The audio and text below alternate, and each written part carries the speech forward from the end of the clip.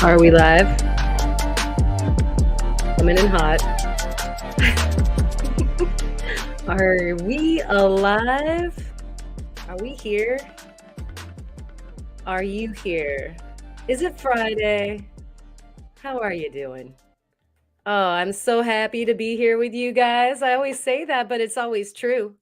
And it is Friday, and I am so pumped. I hope that you guys have all had a good week. I would love to hear about each and every one of your weeks. I wish we could all just sit down like we do in the Discord and chat away here.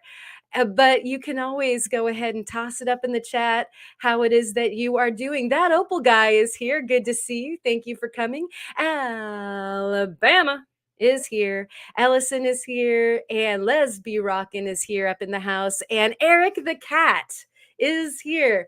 And I would like to make a very, very special thanks, shouting out to Eric the cat. He was responsible for that beautiful background. In fact, that.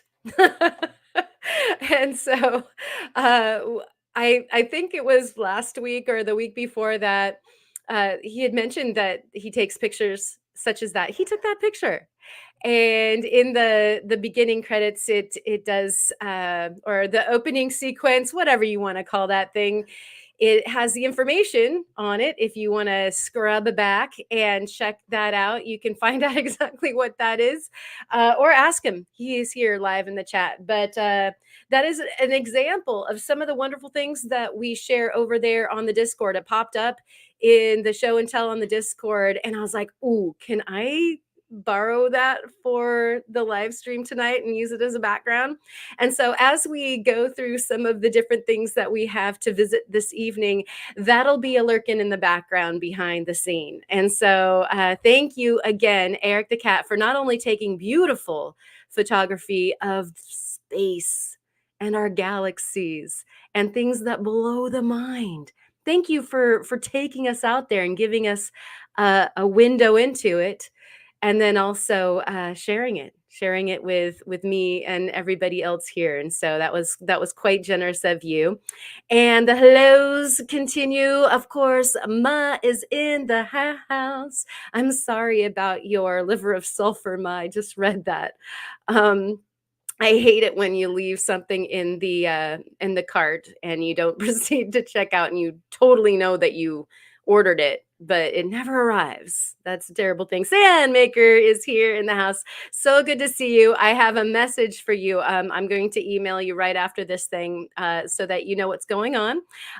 Wink, wink, nudge, nudge.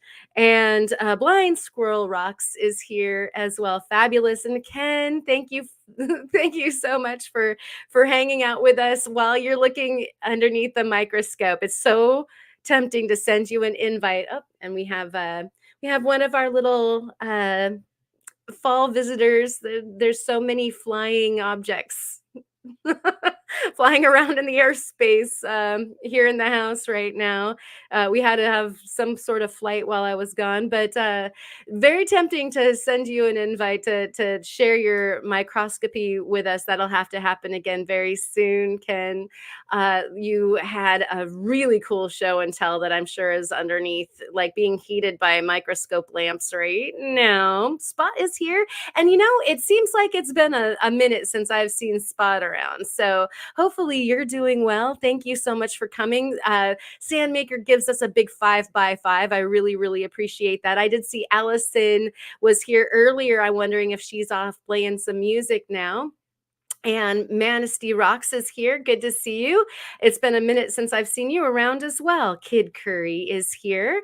Nomad Kai, who is definitely churning out some cool material these days. Thank you for coming by. And Nomad Wishing Stone. So is this the same? Is this same, or are we different? Oh my goodness. Okay, Steinkerns to you guys. I think I'm somewhat caught up for the moment. What's in your moose?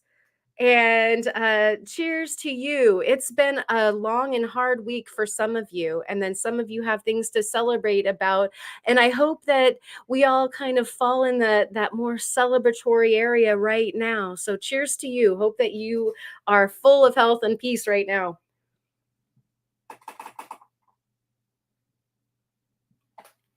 So here's the lowdown on that showdown.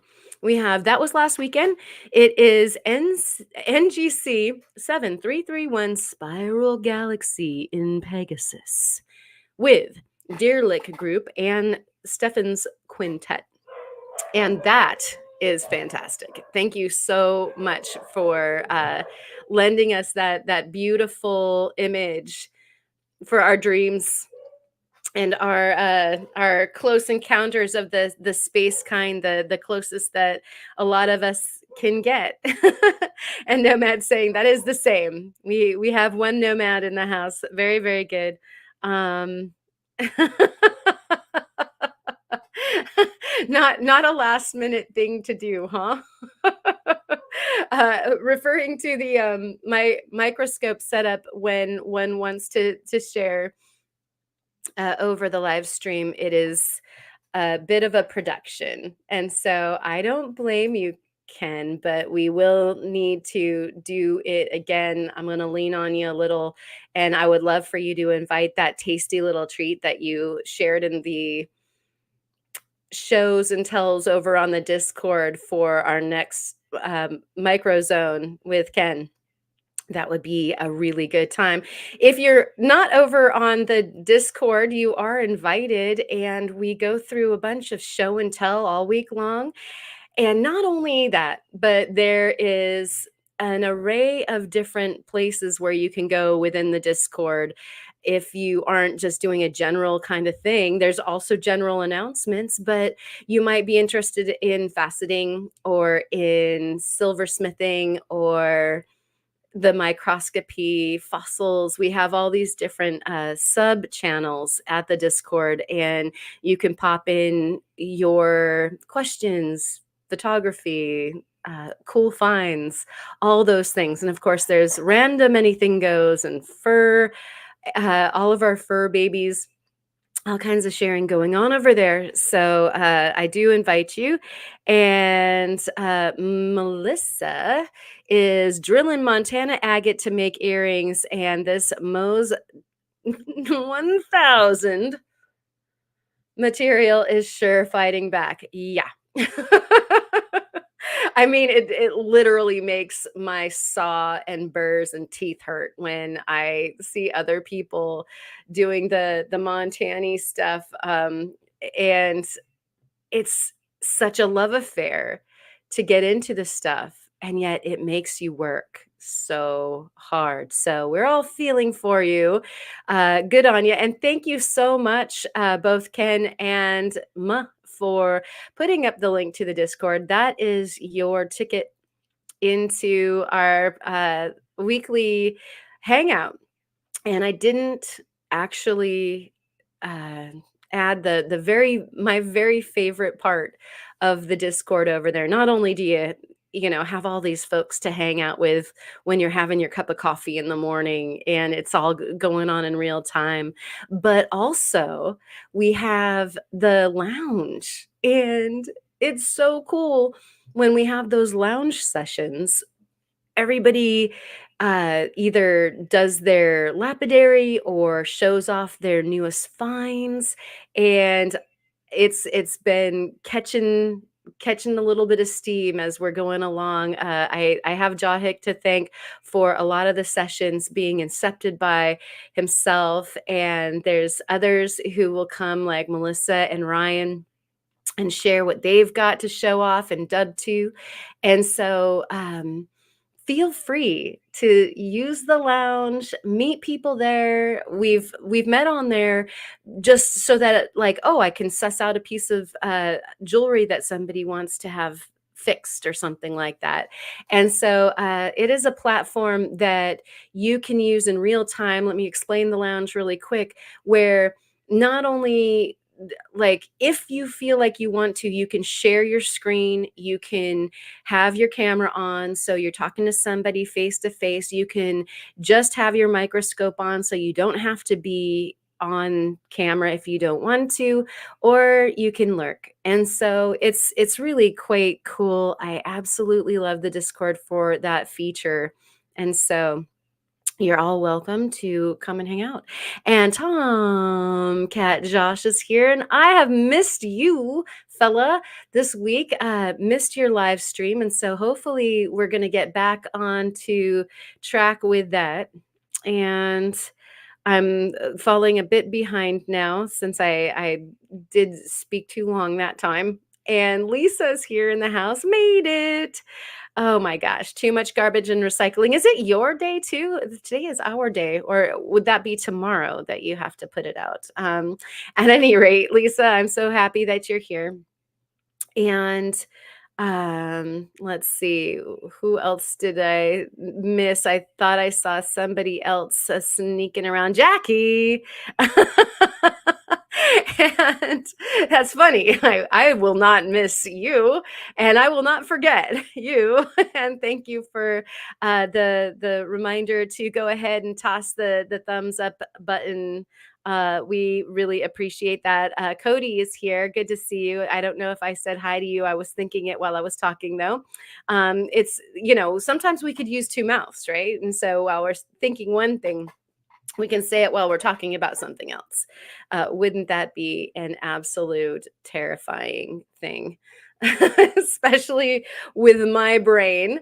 And so, like I said before, I hope that you guys had a great week. I'd love to hear how your week was. And then also, if you've got any of these, it's not even summer anymore, but it seems like it's still summer weather. So I'll go ahead and say, like, end of the summer, early fall plans of getting out and doing some gallivanting. I do know that some people are hitting the road and possibly going to do some cool rock hounding. And I would love to hear about that too. And I am looking for like what that might be attached to, where we have a question from Nomad Wishing Stone. Do you pickle with vinegar and salt, or is it too slow? And pickle or vinegar and salt is great for pickling pickles. Um, but I actually, if you were asking me, I like the pickle that Rio Grande offers, and that is speedier, I think, than what you would make actual pickles with. And it's best served warm and stirred and not shaken. And it does a killer job of taking care of your fire scale and that sort of thing. Are they pickles before they are pickled, though? Would they be cucumbers before that? I think. And it looks like Tomcat says Kyle went fishing live today. Well, oh my gosh, I must have missed that. And that does remind me, as far as a heads up, everybody, Kyle is going back live on the weekends for the sales starting tomorrow. And so everybody get your pocketbooks ready. We have missed him so much. It's going to be quite the party over at Kyle's tomorrow. And so definitely be tuning in for that. And like I said, I think a lot of us have saved up some money for this first go around. And Rufo is here in the house. Good to see you as well. And oh no, Lisa's week was terrible. I got a kitten and my cat hates her. Oh, I'm so sorry. She is the most busy, loud, and tiny thing ever. Oh my gosh. That is a difficult situation. Yes, we probably all feel you there. Kittens can be a handful, and it's not good if the cats don't get along. We had that situation in our house at one time as well, and it is not fun. Pre-pickles. That's a good answer, Melissa. All right. And so tonight The hot, hot, hot stuff that we have on deck for you is literally hot. It's the fire opal. We're going to be going through some more of the fire opal material that I have right here, steaming my left elbow and getting my the contents of my Steinkern warm. And so, cheers to you again. I'm going to make sure to stay hydrated, but we're going to do some sorting, and we're going to be looking at some of the attributes of the different parts of the fire opal and kind of figuring out in which direction it wants to go. And so you'll see more about that. Of course, we have different tonality, different clarity, and then we have different inclusions like the dendrites. And if you were here at the very beginning, you saw as we were watching the beginning, the entry sequence, there were some pictures of some of the different values, like as far as like very, very light yellow all the way to a chocolatey rust color. And so it is quite the large task to go through the material and start parsing it into what it is it's going to be used for. And I'll explain a little bit more about those cabs that you did get to see at the very beginning. And then we also have what's on the DOP. What's up, DOP? And something just came off of the DOP and is floating around in this acetone right here. And so we're going to see what the heck that is. And I think I mentioned it. I have to free up some DOPs so that I can put the fire agates on them. I just said fire agates again. I want to say that, and it's all discombobulated in my mind. Fire opals. I have to get those DOPs freed up. They have some sunstones on them right now, which is never a bad thing. And it looks like mom is in the house. Good to see you, mom. Thank you so much for coming. And thank you for checking in, Manistee Rocks. And uh, all right. I think I'm not too far behind, except for the fact that Tiger Eye is also in the house. And so is Bob's Rocks. Good to see you. All right. Gang is definitely accumulating up in here. Thank you. Oh, and this is also something that I should probably point out really quick is I am so behind on comments and communication. I am remiss. Definitely trying to catch up in the studio, trying to get the things that needed to be done in the studio taken care of at the same time as taking care of other responsibilities, like all of these comments that were left so generously by all of you on the different live streams and happy birthday wishes and all these things. And it's, time. Goodness gracious. I wish I could just stop it for a little bit so that I can catch up and then we can start we can start over again. It has been so nuts. I mean, you can kind of see the total chaos going on there in the background, but good chaos on account that a lot of work is getting done. So uh the DOPS is something, and then I also wanted to cover some like tips and tricks thing that you guys, we always seem to be having such interesting conversations again over on the Discord or on other people's live streams. Like Ruth Fotris had a great live stream or premieres and live streams, because we've been seeing some premieres and live streams, and Jeff, pardon me, and it's interesting how people are sharing their different techniques and things. Well, I just found that I know that Ruth Fotris talks a lot about having contaminated wheels, and so do some of us other people that have either the flat laps or you've got a contamination problem, say, happening with your rotary tool and that sort of thing. And so I wanted to actually go over one of my favorite recent, not terribly expensive purchases. cat got my tongue. I think that Lisa's kitten got my tongue there for a second.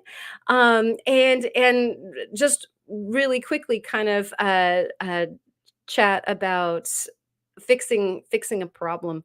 And so I'm seeing some terribles, and hopefully things aren't too bad.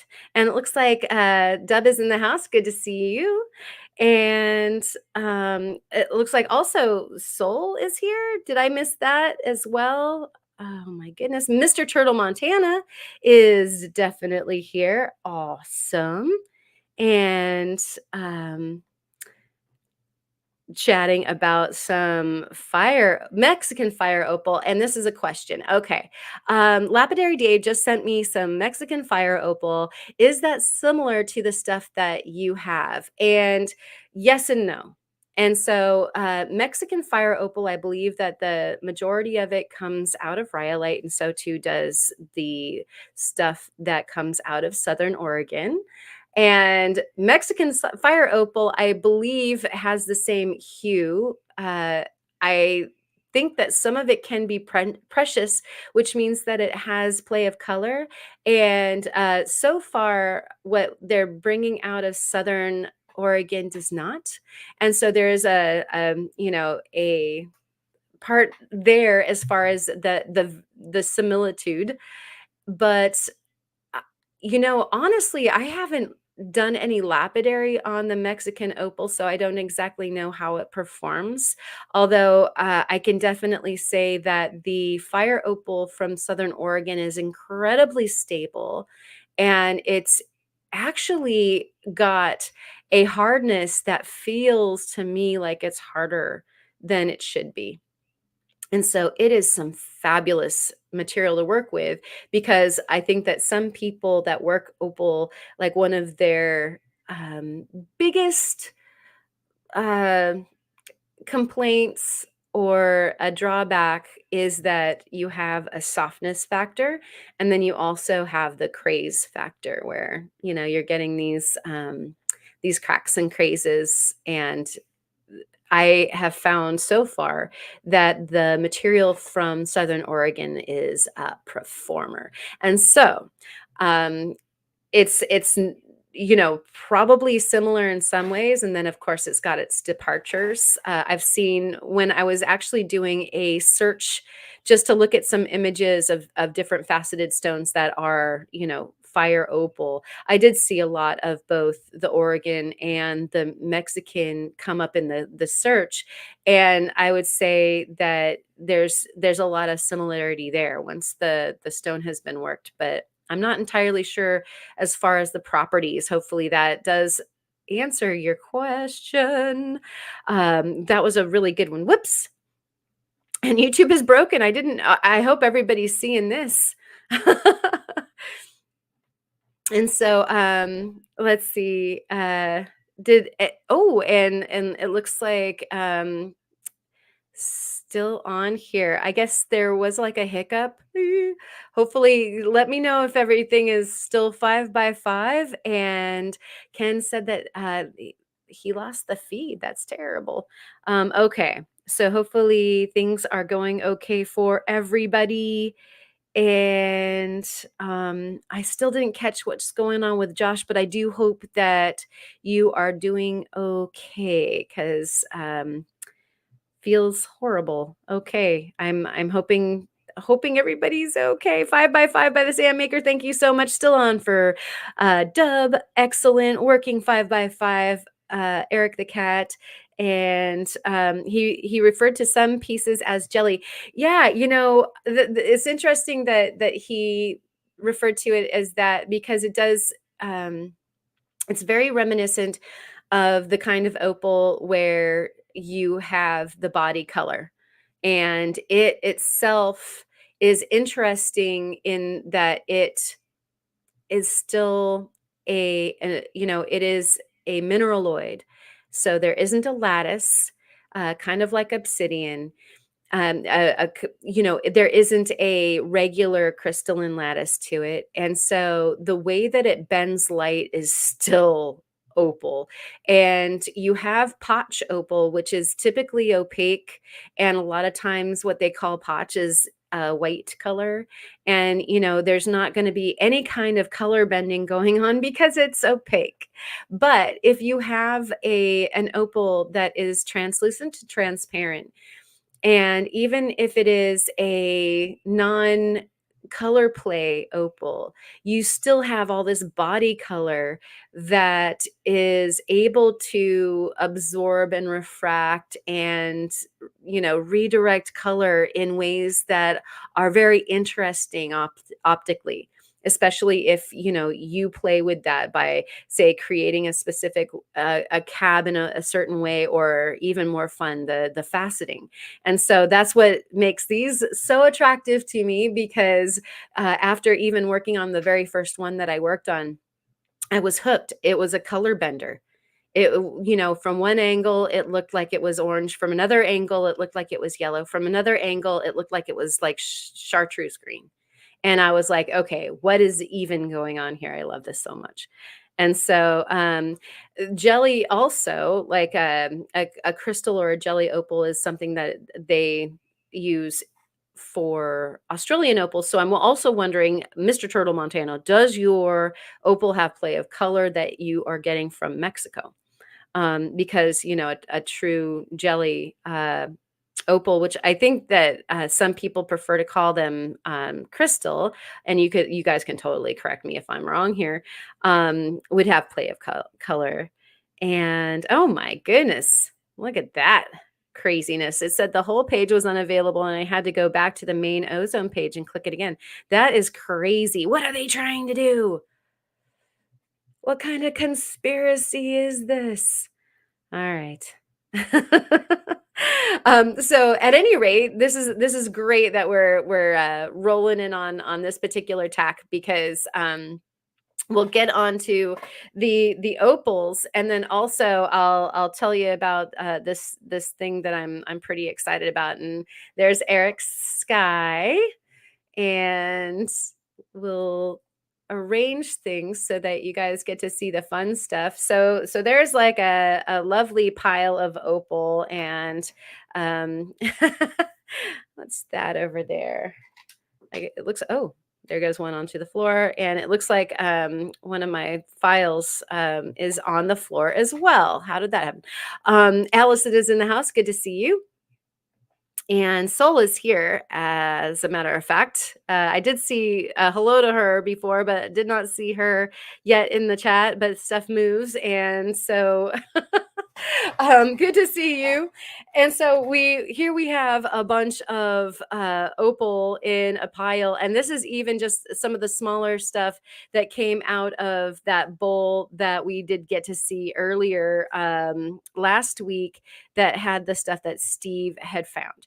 And so we'll be kind of chewing on this, but some of the more sort of instant gratification here is the fact that I do have some, and you saw this when you were watching the intro. Some of it has been getting cabbed up, and so I have some splaining to do. Here's a handful of some little guys that are just about finished. And I think I had mentioned before that I do like to use barbecue skewers for DOPs. And so here's an example. I did get from very good source that one of the best things that you can dop your fire opals with is just regular CA glue. And so, huzzah, because that's not too fancy. And the way that you take it off of the DOPs is just giving it a nice little acetone bath, which uh, doesn't mess with the opal, and you are good to go and play with your stones. So why in the world did I make a handful of these teeny weenies? So as you guys know, as far as working with any of the stones, you might have something that is, say, this big. And this looks interesting, but there is some crazing here. And when I said that these guys are, not subject to doing a bunch of crazing, that's, that's after they're done doing the stuff that they were going to do. Like you've got some opals that you look at them wrong and they craze, or you get them wet and they craze, or you dry them out and they craze. And these guys are pretty much done doing what it is. And so you can see that there's fractures going through this particular piece for sure. It's a little crazy, like I saw. But then, if you wanted to separate some of this and use it, then you've got a body there that could be separated and used. And so I took some of the smaller pieces, because one of my favorite things to do when I get a material that I'm not super familiar with, that has, say, a hue range, like opacity range, is I like to do a handful of smaller cabs to do like kind of a getting to know you. um every stone seems to have its own different character, and I mean that not only by, like, yeah, every single individual stone, but also the fire opals from Mexico to Oregon, perhaps. Or even what I was finding out while I was performing this experiment was that it really felt like the different color values actually polished up at a different rate as well. And so anybody who has done some of the fire opal also, I would love to hear your feedback on that. And Allison is talking about being in the dark. Oh, goodness gracious. Did you lose power? Yikes. And it looks like Blind Squirrel lost power for 22 hours last week. My goodness, residual hurricane stuff. Hopefully, everybody's pulling out of all the weird weather. Um, and uh, third, the dendrites from their rock. Resort Dog, welcome in, and I'm going to try to make sense of what we're saying there. Um, And I would say that thank you. Awesome little gems, Jemmy gems. Yeah. Well, for one thing, I love making accent uh stones, because I really, really love collaging stones. And so, I will take a piece of this and a piece of that and another piece of this in different sizes, and usually make a piece that has these stones kind of playing off of each other. So you guys know I love to do that. And so, there's a use once I do end up with a handful of fun stones like this. But even more so, it's like before I start getting into some of the more what I would consider serious stones, I want to know, like what wheel do you guys not like, or how when do the scratches go away, all those things. And so yeah, the product testing, exactly. And here we go. The manganese makes it softer. Okay, that is so interesting, because yeah, and I am doing trying to catch up on the research on the dendrites. Them being, I guess, manganese and hematite. And it's really interesting. I'll show you a cab that you got to see in the intro that shows metal, and so it's really, really cool. This material ends up being super duper fun, even on top of the fact that it's just really pretty. It's very rewarding to work with, and it turned out being pretty fast, because also when you do a test group, you also find out how quickly this stuff wants to take. And so you get a gauge. Okay, I'm in it for a long time. If I'm starting like this group of stones, it does it react differently to some of my different products. What does it want? And another interesting conversation that we were having over there on the Discord was also about the ending polishes that are used with different things. And I'm alluding to something very heavily here that I'm about to get into here. And Triple A is here in the house, and so good to see you. And um, we have the broken chisel first pit win from clean on top to black bottoms of nodules. Yeah, interesting. If we're talking about the fire opals, there's really an interesting dendrite crust to a lot of the material that is super neat. And we're going to look at that too. And Sonia says that they look edible. I totally agree with you. When I was looking at these before, they look like candy. And believe me, when I release these things from the DOPS, they're going to look like those little dot candies that they used to put on, like drop on wax paper. And we have um Kyle is in the house, and I'm sure somebody's going to say Kyle who here.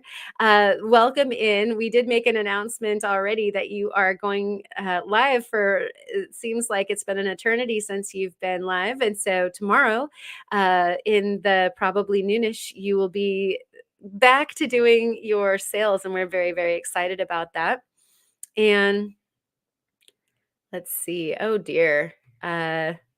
Still talking about like the woes of storming. James is here in the house as well. Good to see you. Um, and so all of the good things. So we find out how these things work. And what I did find out pretty quick is that the pinks, these guys over here, definitely polish up faster. I have to be very careful about how long I'm leaving them on a wheel. And they also have a lot of inclusion that causes them to be both interesting but also a little tricky. So you can see in both of those little dots there, there's little candy dots. Their array of hue change, they are that color because of the cinnabar. And in that particular one with the islands, you can see that is definitely cinnabar stained stuff. And so oh, and this one actually, shows some of that body color very nicely as well. Really, really cool range of color on the pinks. Everything from ballet slipper through to, a really kind of deep pink. And then, so those ones seem to be the softest. And as we get to the darker colors, we have harder. And actually, oh, it's not in this pile anymore. I did take it off of the DOP already. So at any rate, we've got these guys, and they have one more stage left to go. And that stage is this right here, which is what I wanted to talk about as far as our little product thing goes.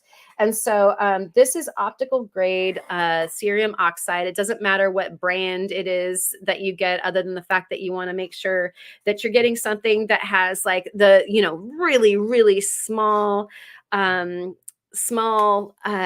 micron grains to it. And this is what I did the finish polish on. Now, in time past, I have used cerium oxide, but it was always prepared cerium oxide.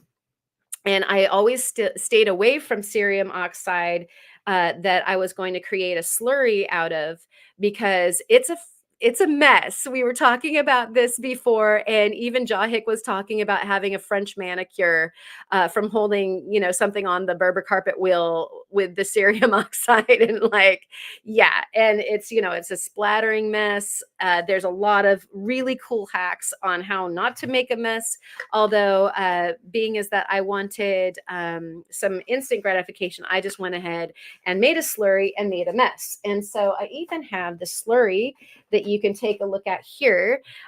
Some of you are old hat at this stuff, and then some of you maybe haven't used this sort of thing before. And so I thought I would share, because a lot of times it takes you guys showing me something My friends, the Kyles and the Theos and the Melissas and the J Hicks and everybody out there that is doing work alongside each other. You learn something new. You use something that you didn't think that you were necessarily into using because they dispel whatever uh, intimidation or fear or mystery about like a certain product. And oh, okay, well, in that case I'll go ahead. So at any rate, cerium oxide, it turns out to be a wonderful, wonderful thing. And I'm going to be like, go ahead and gaze intently at that. I'm going to grab.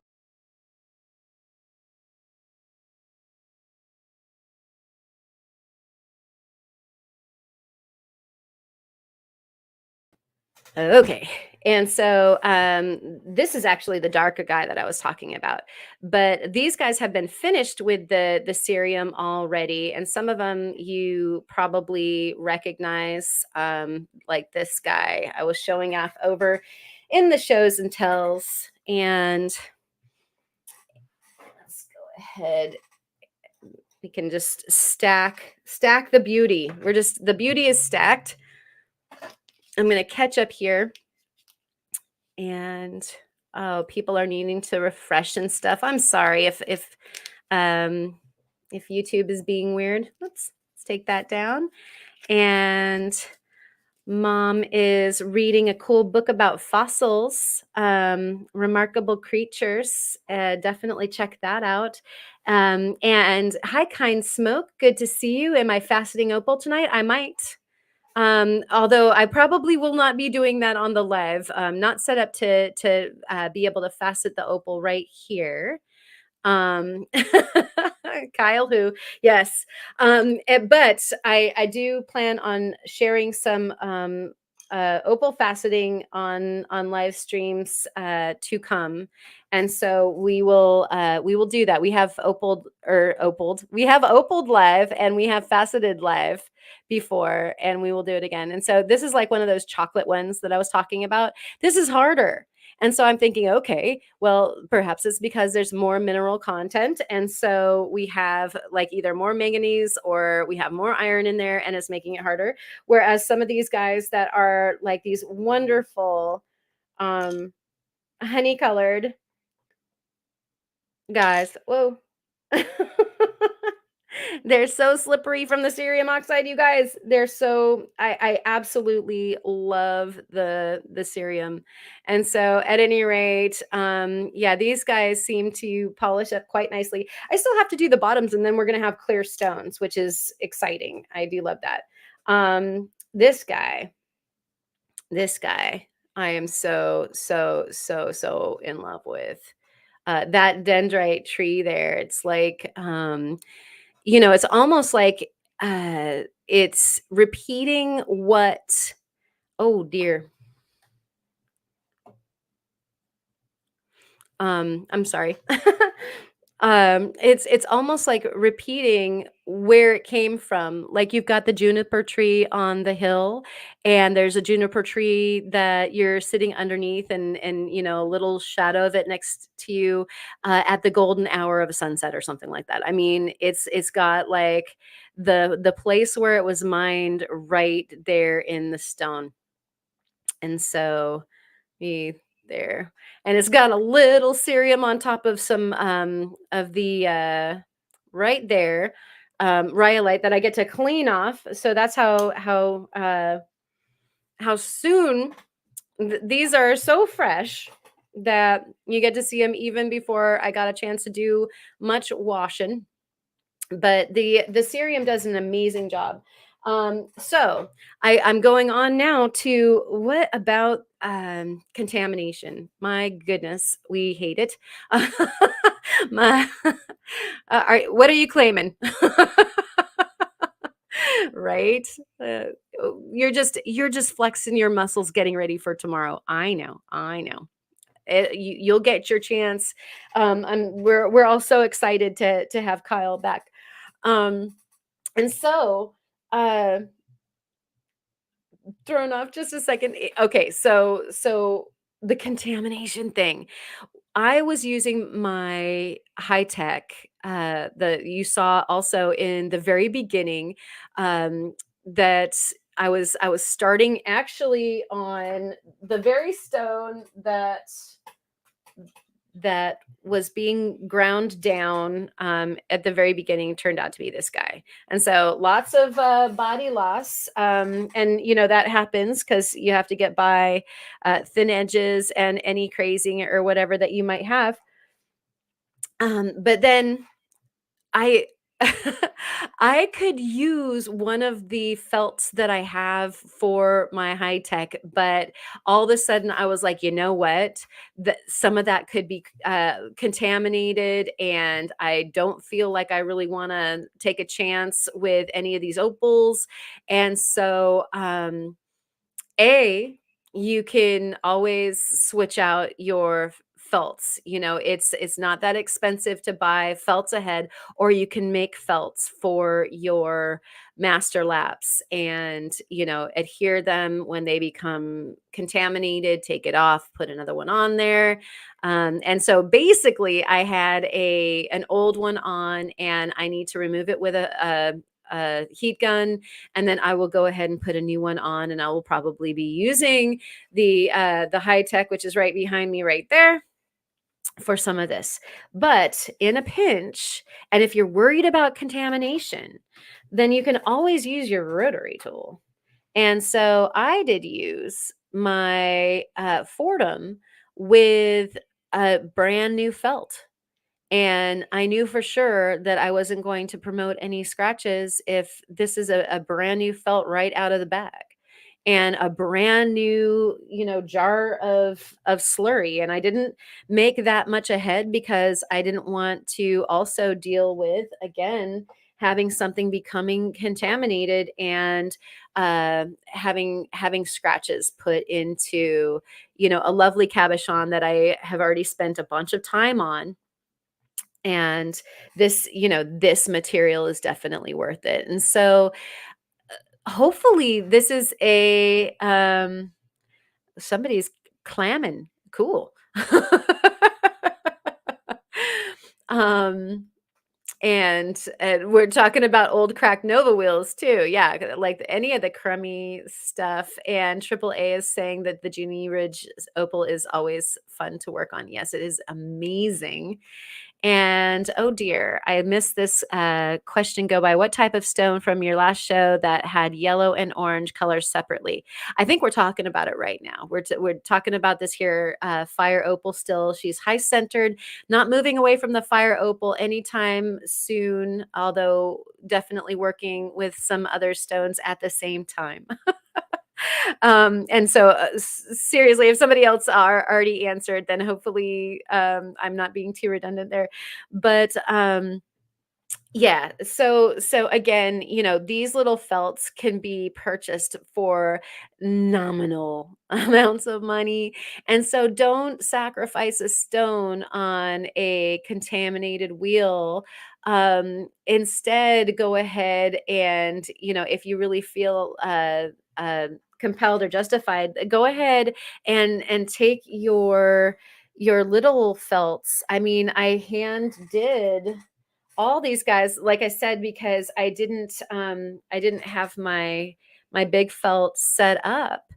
And then I was going like, gosh, maybe I just do that all the time and don't worry about contamination at all. So I'm sure I'll set up another felt for my flat lap, because it does take care of business seemingly probably a little bit faster. But for little stones like these guys, that little felt is going to take care of them in absolutely no time at all. And so once again, don't lament if you are waiting on a stone, or rather a contaminated polishing lap. Then maybe try your rotary tool with some of the loose cerium. And as we were sharing some of the lists of things that are finished well with the different products, which was being shared over on Discord. You'll be surprised at how many felt and cerium take care of, as far as your opal and your obsidian and agate and jasper and all these things, feldspars, like my all of my sunstones, everybody loves the cerium. And so at any rate, I just wanted to go ahead and share that because I felt somewhat kind of face palm because I had been not polishing with my finishing polisher on my flat lap, and then kind of letting a bunch of stones sit in a stasis because I was gonna wait on getting another polishing lap, and I was just like, "Okay, wait." Yeah. Okay, so at any rate, hopefully you guys, can benefit from some part of that. And I have a question here. Can I ask you what machine you use to facet with? I sure would love to answer that. I love my Facetron, and my Facetron is sitting right there. And it is in full effect. I left it about an hour before setting up for the live stream. And I will be going back to it this evening and probably spending. I've been staying up until about 1:30 or 2 o'clock each night, getting work done. And so I think that it's if you're getting into faceting, it's definitely a nice thing to have a good machine. Some people have some preferences, other people have other preferences, but I do want to definitely push the point that it's the magician, not the wand. And so if you've got something like my machine is used, and I had to do some things to make sure that it would work properly, and it is an absolute dream come true to have. And so you know definitely try faceting if you're into it, and if you need any more information, hit me up. And Bob's Rocks has a great point right here. Small felts are cheaper too. Absolutely. But even if you have to replace your big felts, you can always buy felts and then cut the circle and adhere it. And so, I mean, there's ways around the spendier felts, but felt isn't even the felts, like if you buy it straight from high tech diamond, isn't that expensive. It's just a hurdle. You don't have it right now. If you find out that you're contaminated, you don't have it. And so my point being is that, yeah, if you do have some of these little felts, like stowed, which I must have a gazillion of them because I use them for jewelry polishing when I'm on the very last stage, and I put the paste jewelry polisher on to put that last beautiful non-oxidizing glossy finish onto the piece of silver or gold or whatever it is. It goes on with one of those, and so you already have it, or you can buy like just a big old bag of them, and they're already ready already, and you don't have to bite your nails wondering if like the next time you go to polish a cabochon, you are going to scratch it. And so there's even ones that have, like mine you saw has a nut at the top. It's the screw down kind of uh that's not the collet, but the thing that holds the tool there. You can get the felts that have no screw on the top. They actually screw onto a point. And so even if you're worried about potentially running that nut into your cabochon or your project, you can always use felts that don't have that either. And so anyways, just a way to get around some of the problems that I hear folks like, and it's absolutely a heartbreak. I hear other folks talking about it, and I myself have definitely gone through it enough. And Cindy is in the house, so good to see you. And Patrick is on his machine right now. Welcome over, Patrick. It's good to hear that you are working away on your faceting. Your facets are always so darn beautiful. And I would love to actually, since we're talking faceting right now, again, thanks to the entire community and to Lisa and Ken for organizing me getting the Gem Facet Studio. And I did have a few questions over the week, like, oh, okay, where are the designs? What's going on? And I have been so backed up that I haven't had a bunch of time to actually design. I'm learning the program though. And so that is coming really soon. And believe me, I can't wait to be able to try some stuff out. And I've got some fabulous clear sunstones, like, the champagnes that I can try some crazy cuts on. And so that's coming, and I will bring you guys along for that. I promise you that as we're working into some of this material, we will do it together via live streams, probably daytime studio style live streams and stuff like that. And Off Your Rock is here. So good to see you. How you doing? And a wonderful surprise actually was Manny ended up getting the Gem Cut Studio too, because I was like, hey, look at we got this thing, and it would be so much fun to play with this together, because he's totally getting into the faceting as well. And sure enough, he got it, and so we're all gonna geek out designing facets and gemstones together. Very, very excited. And Kind Smoke is talking about being trained under Jerry Cobb and faceting for 16 years now after my master's in gemology, still loving minerals. And so absolutely fabulous. You never know who you're talking to. You're either talking to somebody who's just getting into it, or you're talking to somebody who's been doing it for like a mastery level period of time. Thank you so much for joining us and introducing yourself and letting us know how much you are into faceting. I mean, that is fantastic. Future goals.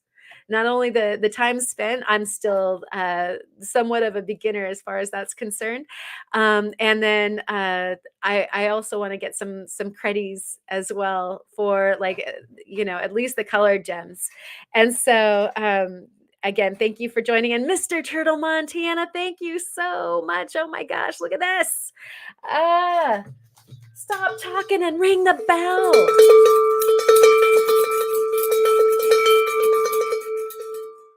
Thank you so much for coming and sharing a bunch of memberships. Congratulations to those of you who have become members. And again, thank you. Also, Soul, oh my gosh, look at that. I'm looking, oh my gosh. Here, Soul, thank you for becoming a member too. We're going to consolidate the bell ringings. All right. The memberships go a long way, you guys, to making sure that we can play together and subsidizing things like extra camera, extra microphones and things like that for the live streams to come, so that we can show off studio stuff like working on the machines, and bringing you through the different processes, through research, getting more good things. Like Lisa was saying, as far as with the Gem Cut Studio, there was some extra, and she's like, do you need new laps? Actually, I absolutely need another bat lap, and then I absolutely need to get more of the diamond paste that you charge your lap with. And so that is extremely well timed. And so thank you again so much to the community for helping this stuff keep rolling. And I really, really want to share all of this with you. And so as we go along, I'll try to keep you all. Oh my gosh, wait a second. Thank you, Soul. Yay. Welcome to the community. Anybody who just got a membership, I can't see them on this feed since I'm on the platform of the StreamYardage But congratulations to those of you who got a membership. Thank you so much, Soul, for sharing that. You guys are way, way generous, and it's all very appreciated. And so, on the membership side, those of you who just became members or are already, uh, we have some extra content, and I'm working on providing more through the winter. The fall and the winter, it's going to be way easier to provide you guys with the extras on account that I won't be off running around all over the planet. So I'll be playing less and working more. And oh, sweet. And Bob just got a new mic today. Congrats on that. It's always fun getting new tools for not only the studio but the communications to share, like to invite everybody into the studio along with. And so that's what we're endeavoring to do. It's fantastic to have you guys along. So awesome. And Seashore Mudlark is here in the house as well. Thank you so much for coming by. It's good to see you. And let's see. I'm trying to get caught up now. Um, and Snake Oil, I love all the Gear Loose stuff so much. And you are totally right. And I'll be listen to anything that you want to go ahead and pitch as far as good suggestions. I really, really appreciate. And so I would love to know, Kind Smoke, what is your favorite gem to cut? Is a specific question to you. What do you like so far? Um, and it's so neat. One of the things that we talk about quite a bit is the group wise that is shared in the community. And, y'all show up and we all hang out together and we watch somebody uh doing some wrapping, like wire wrapping, like what Alleluia was doing earlier today, or gauging their gems to see what they've got. There's folks that are doing all sorts of things, and it's a wonderful potential for everyone to be able to not only learn but also to share like their different approaches and points of views and troubleshooting and all that stuff. It's very cool when everybody is helping each other out and sharing their ways. And so um and everybody should know that you are always welcome to come as you are. So it's so much to celebrate when people are able to pitch towards this channel or that channel. I feel like it all comes out in the wash. We all are so appreciative about if you can share, and if you can't, make sure to buy yourself a cup of coffee, and make sure you've got enough for your dinner and all that kind of stuff. And we'll be here. It's all a pay it forward kind of thing, and so nobody should ever worry either about whether or not you're able to pitch or not, for sure. Um, and let's see. People are thanking each other, and oh, okay, like this is music to several of our ears here. Tourmaline, that's is for me. I love the multicolors it comes in, and such a joy to cut. So I would definitely agree. I am in love with the tourmaline, and I haven't had enough experience with it. I've only cut a few, and I did have one come off of its dop. So I would love to know, do you love your wax, or do you work with resin, like the epoxy, or what it is that you love to use? But that was one of the only stones that has decided to liberate itself. And I do love me some garnet too. Well, sunstones are my absolute favorite of all time. But opals, these fire opals that we need to get back to, are definitely running alongside, trying to catch up with everybody else because they're just amazing. And so oh my gosh, you guys are all full of these wonderful things. Got 2 more baby goats born today. Pics on Discord. I can't wait to see. Oh my goodness, those baby goats. I really like, one of these days I'm going to end up like, in your front yard with the need to take some home. That's so exciting. So congratulations on your babies. How much fun. And let's see. Also getting caught up. And it was the Outlaw Opal You Mind, yes. And so, I don't know if you asked earlier, but yes, I went up to Outlaw, but there are other claims, and so, it's the stuff in Southern Oregon is, not necessarily from the folks over there at Outlaw, but, yeah,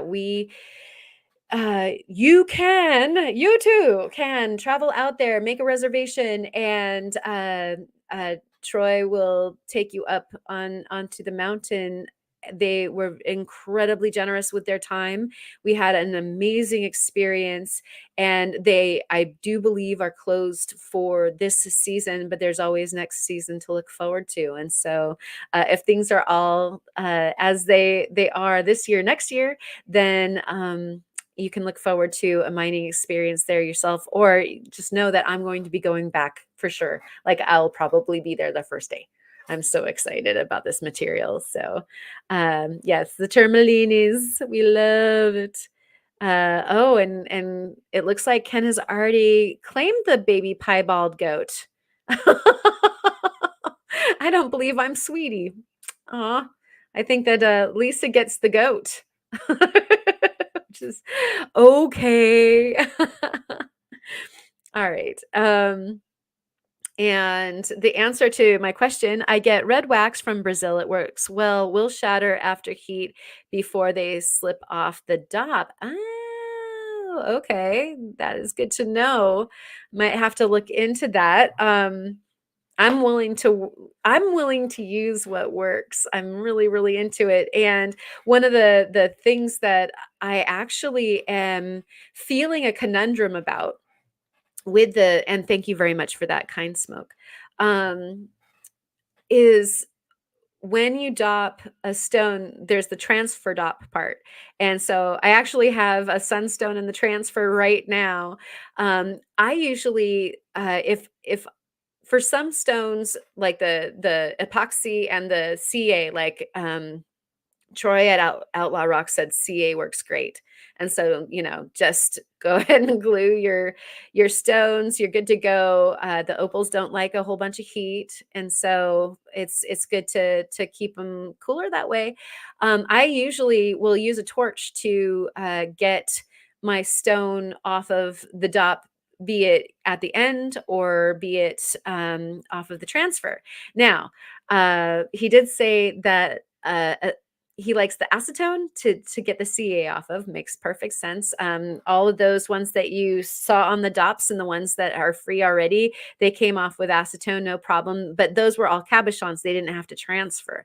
When they come off of the transfer dop, like I said, I usually take the one off of the transfer dop off of the other. It's like the marriage.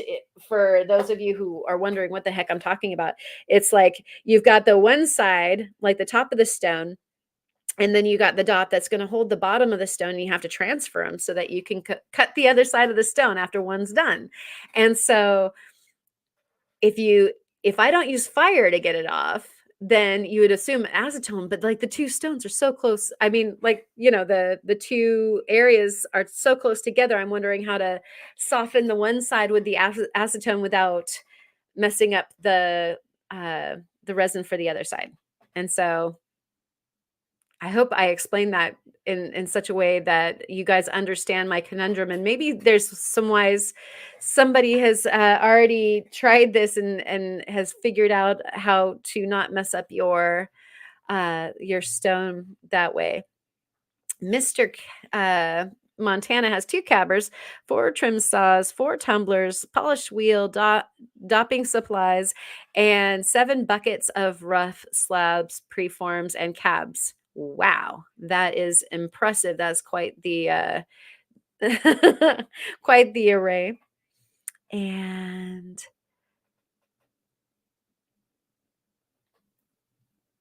do you wipe You're lower with acetone. Okay. I like that's what I'm wondering is like how do you get the acetone to bite that stone off without messing up the material? I guess you keep it flipped and you have everything float down. Usually, when I'm undopping, I do them side by side this way instead of up and down. So there's something. There's something for me to do differently. And yeah, then do you heat the bottom a bit, even if it's opal? I was told not to by the claim owner who has worked the stones.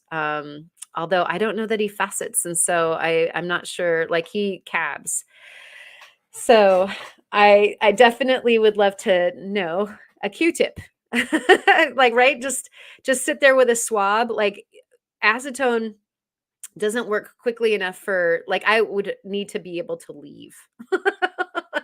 Like I could swab it around, but then it's gone. Like usually it's a soak when it comes to the acetone and the resin or acetone and the CA. And so that is the question. Yeah, maybe like if I had my uh third hands. I got a couple third hands. Doesn't everybody? Maybe I could like, set it up so that Edward Scissorhands is holding a bunch of Q-tips dipped in acetone on the spots. So painter's tape. Hmm. Uh and I like there's so many different things going on now. I'm wondering if painter's tape is for what we're talking about or the bucket of 30-pound chunk of white quartz. I'm not sure. Acid tests show 24. Oh my gosh, that's so exciting, Mr. Montana. Wow, read that while I'm catching up. How exciting is that? Crush it. Just crush the whole project. And I think that she's talking about that 24 karat gold getting into that huge lump of quartz. Ah, man, I love ore in situ. Uh, yeah, you have to heat the bottom of the stone that is going to be dopped, but yeah, if even if it's opal, but many use a drop of glue with heat on the wax. Yeah. And so I'm definitely gonna try the CA route, and hopefully that'll work. And then freeing obviously, and you can use the freezer too. Um, Although he recommended the acetone even over the freezer. Like all these temperature changes, apparently the opal is not all that excited about. And we have Manny. Heat the dop stick, not the stone. Cover the other side with a wet rag. Yeah, yeah. I always, for all of my transfers, for all the different stones that I've done so far, I actually wrap them in a wet piece of paper towel. I'm like super paranoid about having any issues, and so I'm always like super over that. Um, and you guys are so awesome. Like I'm seeing all this wise. I use brass rods and CA to remove heat rod and until it falls off, not too much heat. Yeah. Okay. All right. It's definitely worth a try.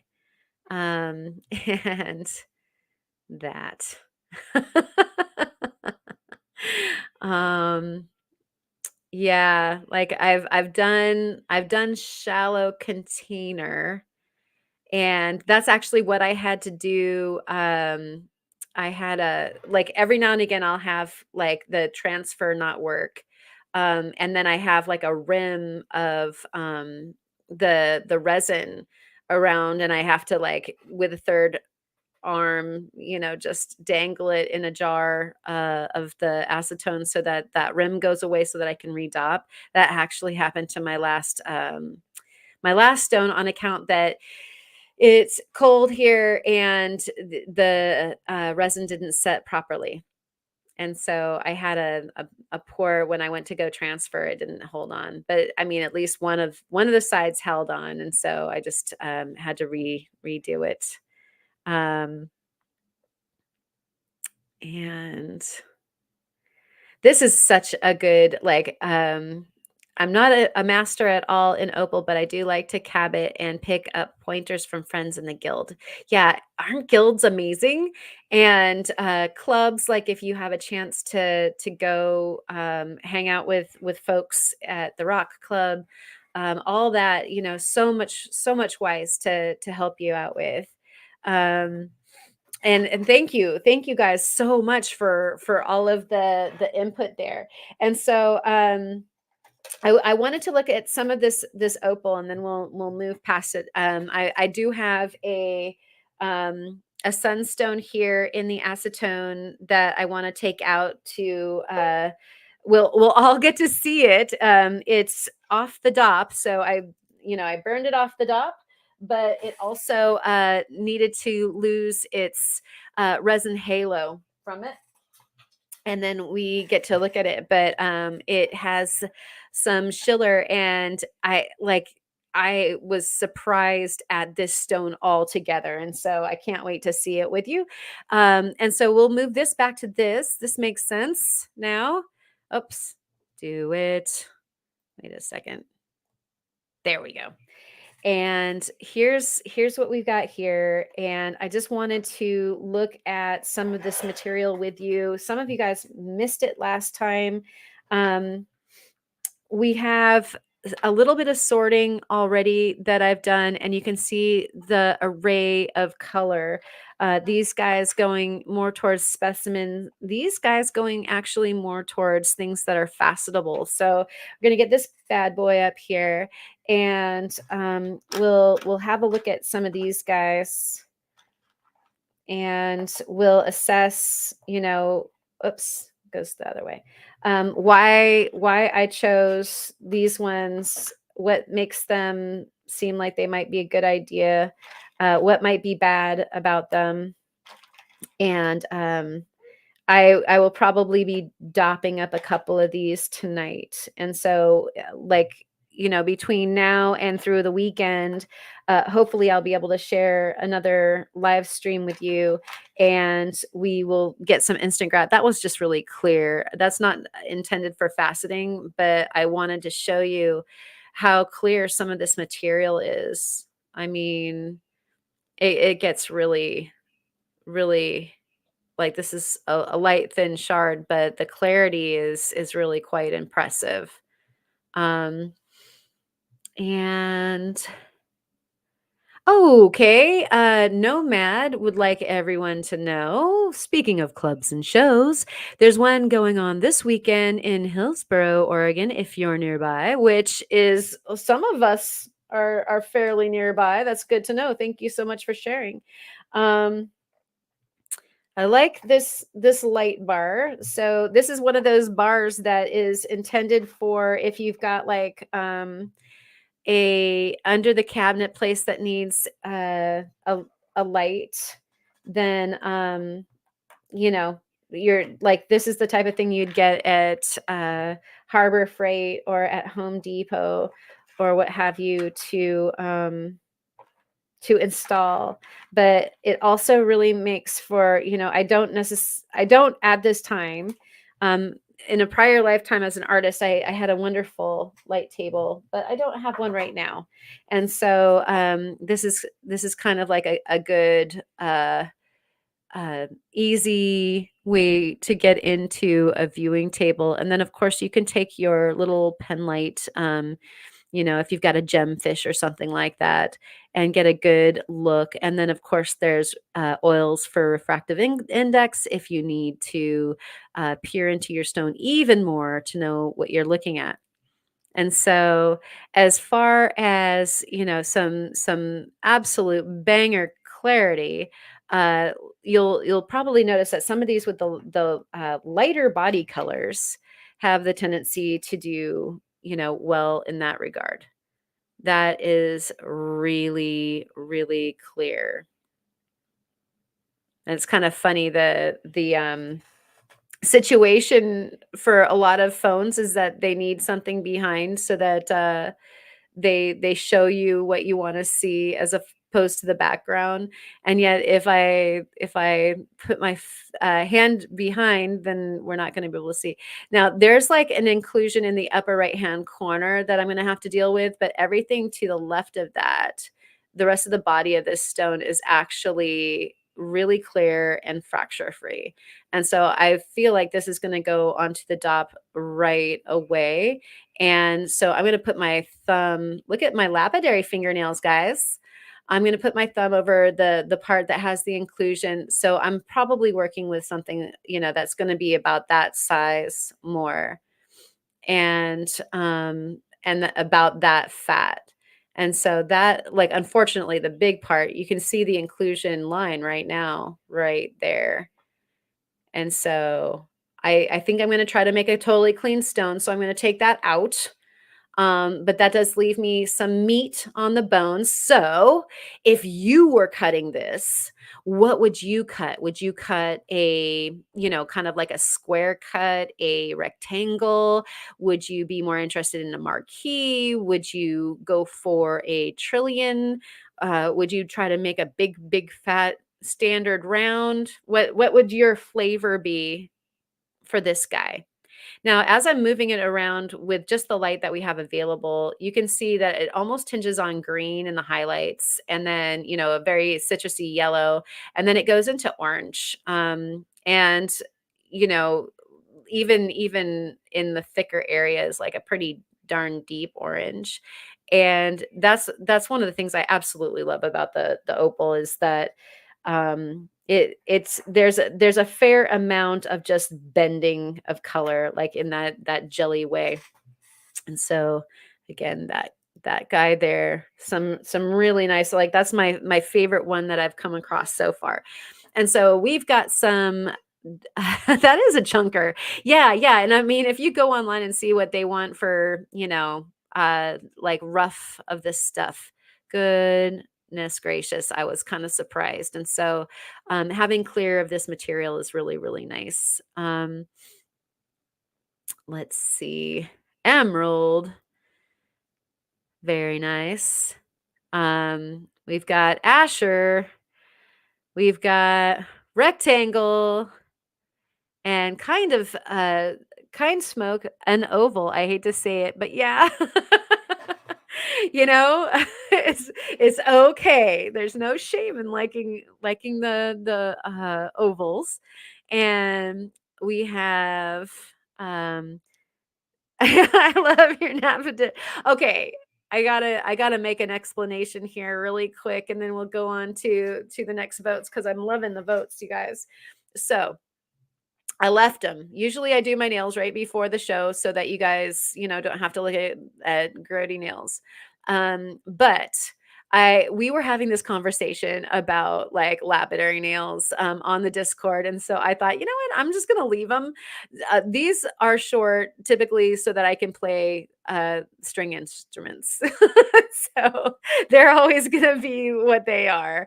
But no nail polish because I've been working lapidary. This is what's really special.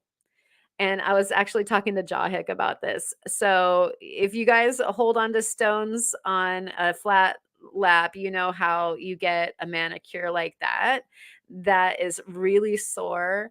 And that one there. So usually, I'd have trimmed this up, but I just thought it was just so funny. That one was bleeding. You can see at the tip of that finger, like I was actually, I just didn't want to stop. And the way I was holding on to the smaller stones could have been, I can tape my fingers. Everybody knows there's things that you can do, but that's like the dedication when you just want to get into it. And I mean, even that one's slanted because, you're holding on to it like that. And so that one's a little bit more normal. Although I actually ended up with some of it off of it like that because I was holding like that. And so, anyways, bad nails. Sorry, not glamorous. So I will never probably ever have glamorous nails unless I use press-ons. And I was telling Jahik that this made it very hard to finger pick my stringed instrument also. And so, anyways, back up to Trillion is Soul's vote. I love that. A custom fun shape. Ooh, I am excited about working more of that. I'm trying to remember the atelier that I love so much. Is it Munsinger? Just really cool faceted shapes that have amazing concaves to them. And maybe something five-sided would be very, very nice. I agree. And really nice is nice. Let's see. Opals and low RI do better with odd numbers symmetry, in my opinion. So, like a trillion or a five or seven fold, if you have the right index gears. And I do have a few, so I could do that. And I love trillions so much, you guys. My first sunstone was a trillion, and it's just always made my heart go pitter pat. So thank you, Patrick, for that. And Seashore is suggesting oval cabochon. Well, these guys are the facet. The potential facet rough. I will definitely make another oval cabochon for sure. And these guys over here that have the dendrites. Let's see if I can get a better, so see how there's these dendrites like the tree that I showed you guys earlier. Oh, framing it with an oval cabochon and stuff like that is going to be really cool. I'm also hoping that I have some of this dendrite material that I can frame with a facet though. It would be very, very, very, very cool to maybe have like a rectangle or a square that has a tree in it. And so I'm going to look into doing that as well. And that's kind of why some of these are on the table. But others, like, look at this. Like, the tone of this body is nice. The clarity, you can tell the difference, pretty right away. As far as like, just a slightly milkier clarity to like, holy, amazing.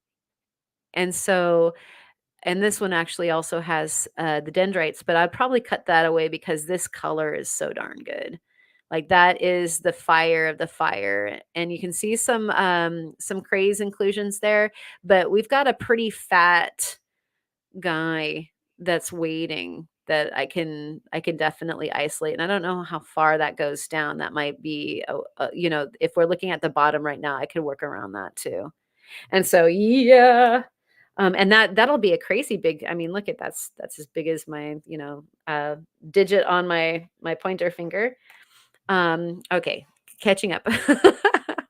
And we have another announcement. If you're in Michigan, my club show is in 2 weeks. I'll be demonstrating with my cab machine and selling some of my rocks. Excellent, Mr. Turtle, Montana. Everybody in the mid-Michigan area, go check that out. Hopefully you can maybe share some information over there on the Discord or something like that. Ken is being totally distracted by his microscope. I don't doubt it. I can barely think when the microscope is on and in the same room as me. And it looks like Patrick was one of the folks that got one of the gifted memberships. So cheers to both Soul and to Patrick, and everybody hydrate.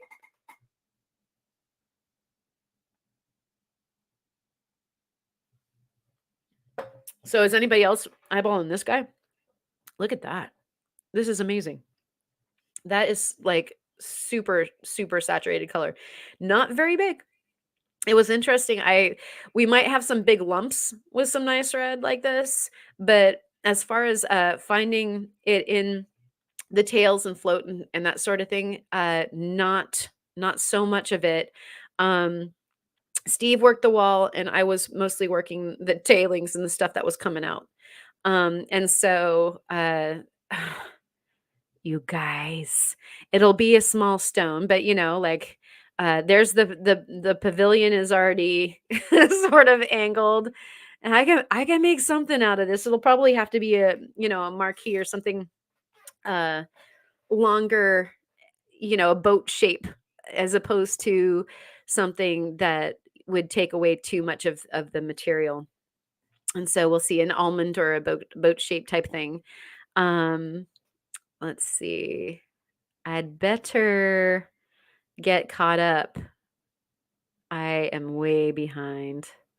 And yes, red is most definitely the most preferred in fire opal. The yellow orange will make some great stones. P.S. Grab some Cornhuskers lotion, the best tip I can give you as a faceter for sore fingers. Thank you so much. I really appreciate that. And even more so, my fingers really, really appreciate that. And so, yeah, so you can see that I do have some of the like the darker orange into red. I mean, even lit like this, but when I turn that off, you can see some darker oranges, some mid oranges, and then a couple of reds on there. And then in my pile, there's some more red, and definitely in some of our big lumps, there's red. I think there's less red in the tails because it probably already got snatched up. But we do have some big chunker pieces that came out of the wall and that sort of thing that has some red. Um, most preferred, usually for my book, gets put on the shelf until I really, really feel comfortable with the material. So I probably won't come out the gate cutting a bunch of red. I'll be cutting some of these other colors and getting my opal teeth. And I love the yellow. I love the orange. And so, they'll get integrated since I get to be the one that's working with it. I don't have to move the stones. I get to set the stones. Like, I love sunshiny colors all the way through winter. It's going to be great. And of course, little Lisa loves the trillion, always gets her vote, and kind of high five on that, Lisa. Me too. I love that so much. The trillions are just drop dead gorgeous. And um so on the wrong page with lapidary nails. Like, were you thinking like the kind that you'd pound into something and keep a piece of lapidary together? That's great. Um, and emerald cut. I actually haven't like a standard emerald cut I haven't done. And so I still do need to do an emerald cut. I've done squares and I've done rectangles, but not what you would like, be calling the like quintessential emerald step cut type thing. And I like this. Dang. Yeah, I'm trying to endeavor to get all of the cuts done and in, but I have to admit that I've been a little bit high centered on squares and circles and trillions on account that they integrate well into my jewelry more so than the rectangles, which I have cut a few, just not many, and I need to bone up on them because I've got some tourmalines that need to be cut. So that's going to happen for sure. And yeah, the bag balm. Oh yeah, sister. I know about bag balm for sure.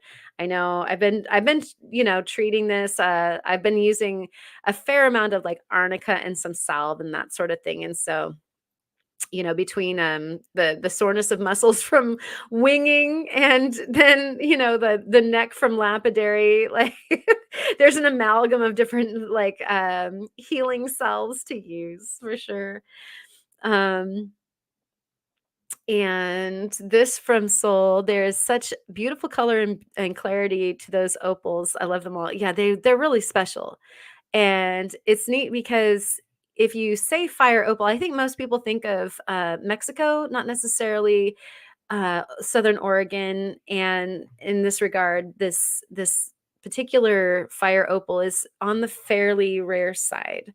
Um, and Cindy is eyeballing the second from the left. This guy, Cindy, It's pretty darn awesome. There's a few gems in that one. Or just, like an insane banger. Now, this is very much like the sunstone. Like once we get this picked up, you can see that we probably have a fracture that we're dealing with right there.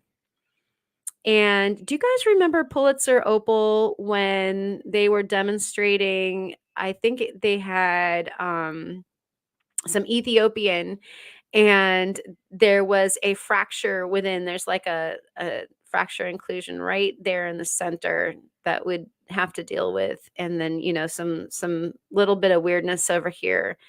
Um,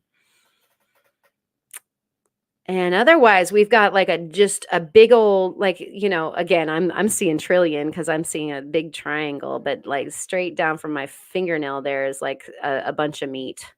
And so like in there.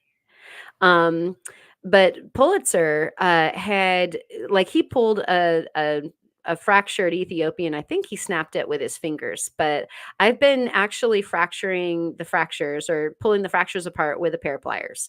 And so, one of the cool things about opals is like it'll show you where it's weak, and then you can go ahead and you don't even have to saw it off. You can just go ahead and take a pair of pliers, and it'll break where it's weak. And you might as well, you can manhandle it a little bit because if it's gonna break, you want it to break before you start working with it, right? Um, let's see. Or a gel on your fingers?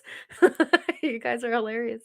Really, really works, knocks it out, heals it faster. Okay, good to know, you guys, Alabama and Mr. Turtle, Montana, going back and forth.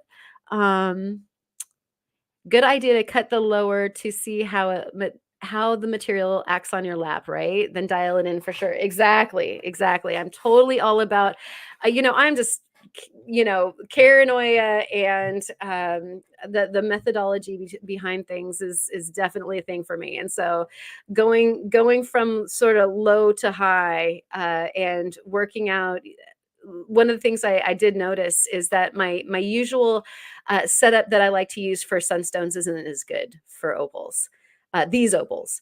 And so I need to add a step, I'm believing. And so another reason why I need another bat, because I would like to add one more diamond step before I go to the cerium. Um, and so, yeah, because it takes a long time. I'm trying to remember which two it took too long between. I usually like do like the 600 to like to 3,000 to polish on my sunstones, and I think I'm going to need to do a or did I do that? 1,200, 600, 1,200, 3,000 cerium.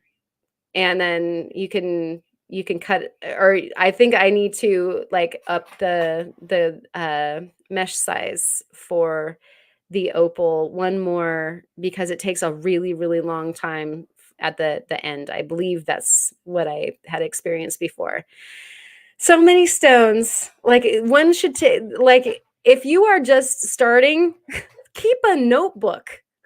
Keep a notebook. Even if you have to write on the diagrams or whatever, because you're collecting wise as you're going along, and then you work a whole bunch of different stones, and then a half a year later, you go back to something and you're going, oh, what was that thing?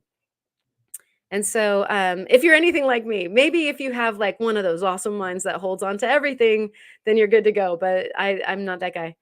Um, and I'm way behind again. I'm so sorry, you guys. Advil and Tylenol. Like everybody's talking about salves, and Bob's Rocks just cuts right to the chase.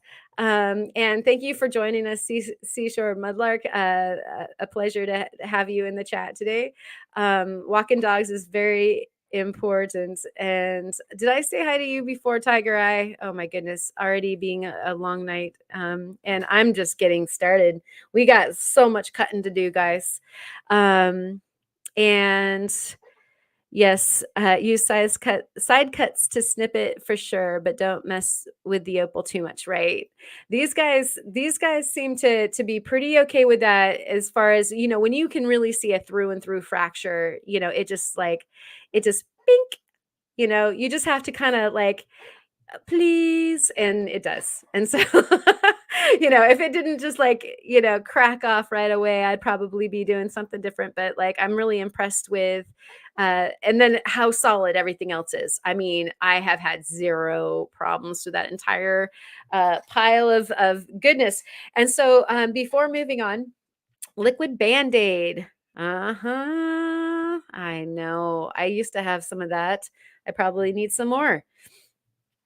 So I wanted to share some interesting specimens with you really quick before we move out of the opal range. And I could talk about this stuff all night, and I will be working with it all night. But I promise to bring you guys all along for the process. We'll go ahead and play some more on the actual faceting machine and dopping and all that kind of stuff, probably during a daytime live. And so I just wanted to share with you these crazy guys. And what's cool about these is that they're part of the storytelling of how these guys are made. I did tell the story last week how there was rhyolite flow, lots of volcanic activity, and then you have a hydrothermal fissure event that is feeding water and dissolving silicates and having, wonderful different mineral properties and things like that flowing up through. And we have the fingerprints of the activity of those hydrothermal vents right here. And when we found these in the field, I was not only so intrigued and excited about what interesting properties, like definitely looking like the both things that you'd see in a cave, those kind of crusty bots, but also things that you see at the bottom of the sea, with the thermal vents that you see there with the different mineralizations that happen. But also, Troy was on hand and was telling us about how they follow, these markers to find what they are looking for. And in this beautiful meaty goodness of opal that we have here, you can see some of those mineral inclusions, and they're dendritic, and we're looking at that either iron, like the hematite, or the pyrite, I think, is a listing, rather than the hematite and the manganese. And so I just wanted to show what these guys look like in their raw form, and the beauty of what it is that's going on, that is creating these rare and beautiful mineraloids that we get to enjoy together. So anyways, some fun little specimens there. And yeah, very, very lizard or snake skin.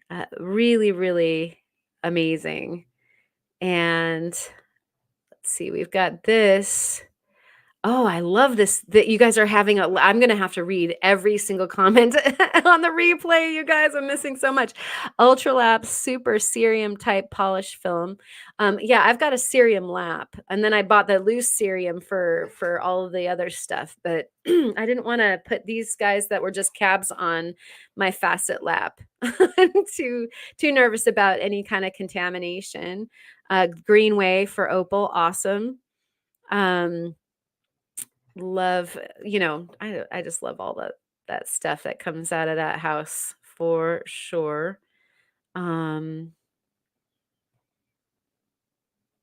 Looking down the comments, magnetite, not so much. Which is interesting because we've got so much magnetite in the area, but not exactly in that area, from what I understand. But I'll bet you there's a lot of geology that we don't understand about that area yet. I believe that that is part of the trail of the Yellowstone hotspot, and moving through that area of southern Oregon and northern Nevada before it took the left turn and headed up to where it resides now in Wyoming. So um, let's see what have we got here from uh, Dub. Not sure it works exactly like that kind of smoke is a bit difference between fire and being prismatic, I think.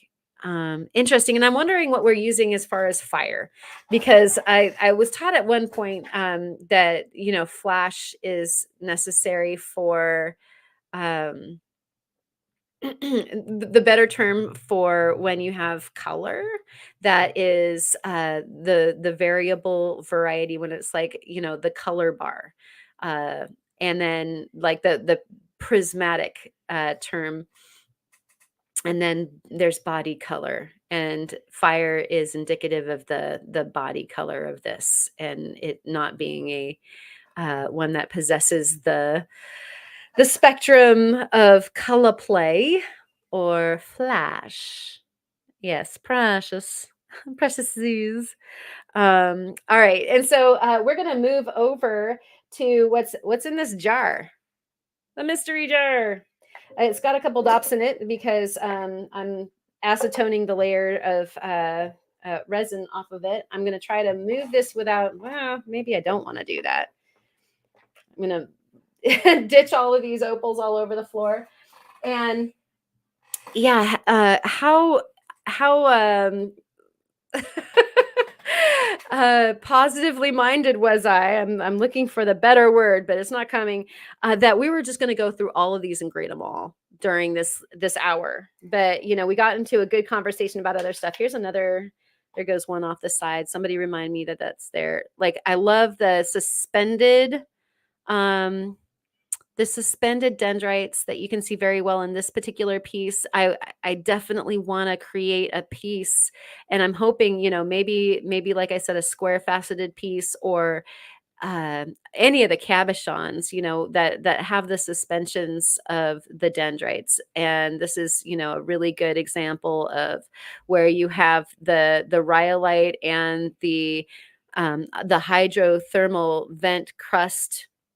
You've got all of this wonderful um, either the iron or the manganese growing on the walls, and some of it being suspended. How yummy is that? Okay. I'm a little caught up on the inclusions where, obviously for a nice cut faceted gem, you don't want them, but you know how I am about stones that are individuals. Okay, so we got some dops on in there, getting some of their extra resin off. I do have some tweezers somewhere around here to fish out this here gem, and I think that there might be some resin still left on the gem, and so hopefully most of that did come off, because I was kind of hoping to get an idea of, oh no, okay, whew, I thought we lost it. I think we've got some bicolor property here, and we always love that. This is a total surprise sunstone, so there was absolutely nothing to lose in this guy.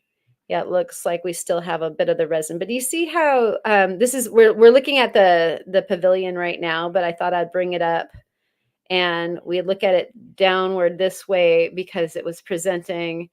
There's a crust around that. It's dirty. Oh, darn. Yeah, I believe that there is some nice green in that, as well as the red.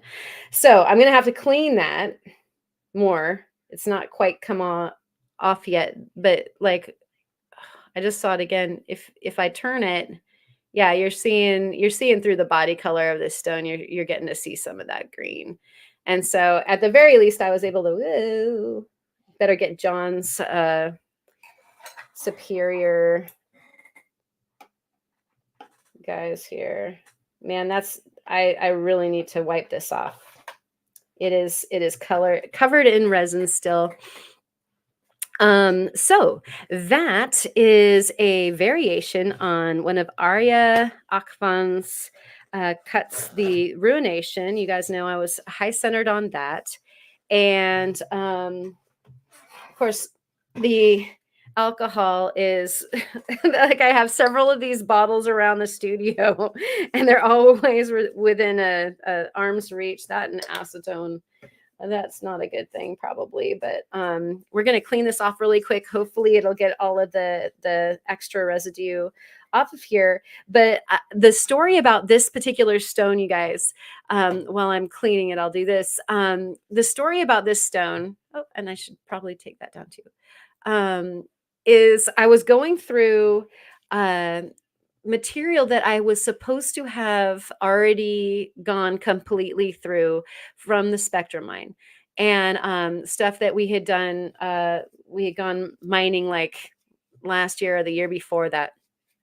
And I had a little bin of stuff that I hadn't gone through yet. You know, you always get almost to the end. I don't know if you're like me, but you might get almost to the end of sorting out like, you know, all the single socks you have in your closet or whatever. And you get to a point where you're just like, okay, I've had enough. I'm not doing any more of that right now. I put them in a little bin and I stowed them away. Well, there they were still, and I was like, oh, you know, I was trying to clean my studio. I'm like, okay, I'll go through this bin, and I found this little guy, and I was like, you have some Schiller tea. That's cool. You know, I'll go ahead and uh, dop you up right now, just because you're in my hand. Why not? And I had no idea. It was very crusty. I had no idea how much color was in this stone. As a lot of times they're not terribly crusty when they come through the mine, then sometimes they are. And so, you know, if they're harder to see, they're harder to sort. And it just got, you know, shifted into the you're hard to sort, so I'm not dealing with you right now pile. I think I got most of the blah off, I will say. And I guess I should be using these.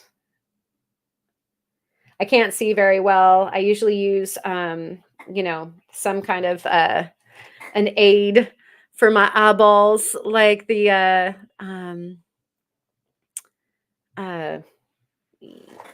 you know what I'm talking about in my mind, don't you? Okay, so trying to get okay. So this is a variation. There's a spot in there that's actually a Schiller inclusion that is really cool. I'll take good pictures of this and I'll post them up over there on the Discord. But look at what body color we ended up getting. How much fun is that? And so for this cut, I ended up adding 3 more facets on the crown for fun, and it did end up being pretty fun that way. So this one has a fair amount of Schiller that is actually radiating through it. And of course, I'd need to rotate it around a bit. But also, it just ended up with a really nice body color. And all of it was a surprise. Like, you know, it almost was in like the type of bin that becomes the topsoil for one of my houseplants. And so I'm really glad that I ended up with the discipline enough to, oh, there we're seeing some of the strands of Schiller now. I mean, they're really, the way that because of the shape of the stone, one of the things that they'll tell you about sunstones is that you obviously want to not impede your cut with a layer of Schiller that's going to not allow the light through. And if my phone was any better at trying to pick up detail, you'd be seeing that there is like some of that is the flash of the facets, but a lot of it are these strands of schiller going through there. And then if you do it right, actually, you can see kind of the striations if I hold it still there. And so, if you do it right, then you get those guys to shine, but they get repeated through the facets instead of it impeding the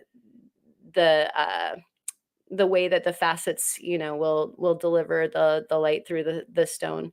And so, yeah, that is like a complete win for me. That like it was not supposed to be anything all that rad, and then it turned out to be such a pretty stone. And so I'd call that like kind of like strawberry margarita color. It's not quite red, and it's a little bit more red than say like a pink. Sometimes the Schiller stones will be more pink, but this is not that, and it's not like the orange of a lot of the stones either. And so I better get caught up on the chat here. Um, I think that the wooden laps would be awesome off your raka for the opal. I really, really, really, really, really want to try that. So we're gonna have to check that out. Optivisor. Oh my gosh, you did. You got it out of my brain. Thank you so much. And thank you very much about the pretty facet. And let's see, humana humana. Yeah, you gotta love it. And you gotta love it, especially when it's just a complete surprise. Like I didn't know that this was gonna be so nice. I would say that this is probably somewhere in between a half carat to a carat stone. Um, and so, yeah, like it actually also I had some fractures that I had to deal with, which is like always the case. And so after I was doing the preform, trying to get away from the crust, I noticed a few fractures. I was going to do a trillion, and then I kind of had to take a different turn and do um, a round cut instead. Actually, right there you can see the tiger stripes of the schiller coming through, like up and down, almost perfectly, north to south as far as our picture goes. Anyways, yeah, it turned out to be a fun stone. Thank you. Um, yeah, from what you can see, it's difficult. It's so difficult to get it to do anything, and I can't zoom with like I'm endeavoring to get a better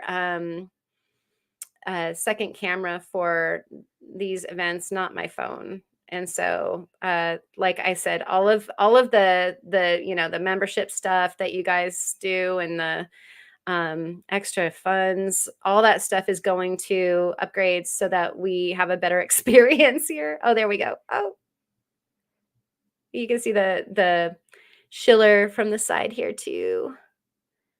You can see like almost, so I tried to get away from this opaque schiller and direct it here to the side like this, instead of having it right at the top where it would impede the light, if that makes sense. That's kind of how you're supposed to do it. Um, let's see that girdle line or hubba hubba, right? Trying. Oh gosh, it doesn't want to do it that way. Schillerific. Hey, the bear is in the house. Good to see you. Um, yeah, the Oregon Sunstones have the schiller. They're the only ones that are believed to have copper schiller, and so we have a lot of them that have, present with this beautiful, a copper pink to all the way to like ruby red colors. Um, yeah, you can see some of the body color there, and actually, it really feels like it's going into like that kind of bicolor. It's got like a little bit of the green too, um, and so I'll have to get some better photography and some better lighting going.